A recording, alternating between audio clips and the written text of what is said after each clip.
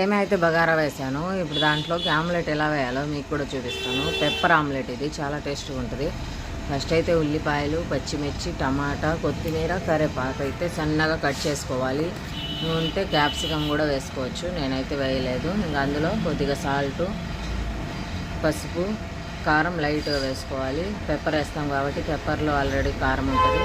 అన్నీ బాగా మిక్స్ చేసుకోవాలి. కోడిగుడ్డు పగలగొట్టి పెట్టుకోవాలి. ఎప్పుడైనా కోడిగుడ్డు సపరేట్గా పగలగొట్టి పెట్టుకోండి. డైరెక్ట్ వేసేస్తే అది పాడైతే మళ్ళీ ఇబ్బంది అవుతుంది.